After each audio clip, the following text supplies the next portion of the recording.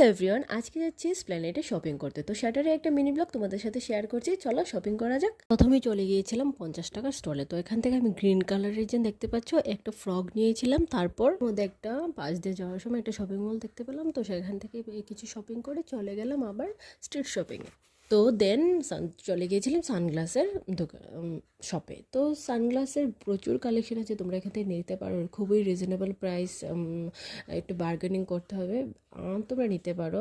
অনেক stylish stylish sunglass আছে। তো তো তোমরা স্প্ল্যানেডে গেলেই দেখতে পারবে প্রচুর হিউজ পরিমাণ দোকান, তোমরা প্রচুর শপিং করতে পারবে। তারপর চলে গেছিলাম পার্সের কালেকশনে। প্রচুর পার্স, যেটা 100 রুপিস করে ফিক্স প্রাইস। তো এখান থেকে পার্স দেখছিলাম। তো আমি আমার মায়ের জন্য একটা পার্স কিনেছি।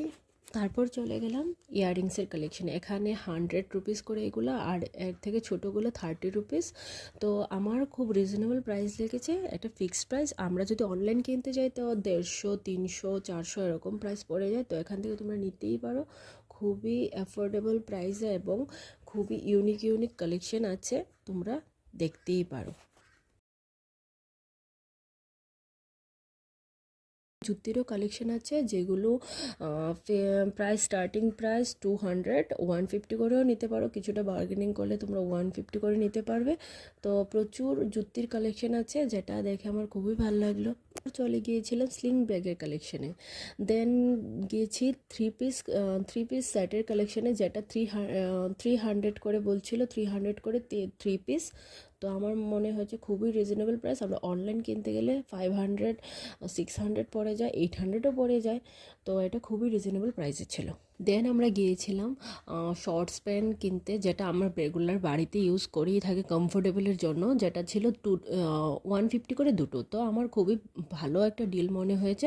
তো আমি তো 3-4টে নিয়ে নিয়েছি, তোমরাও নিতেই পারো এখান থেকে। দেন ঘুরতে ঘুরতে চলে গেলাম সফটওয়্যারের কালেকশনে।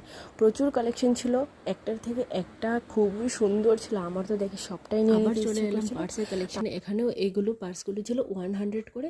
এই পুটলি পার্সগুলো ছিল 900 সামথিং।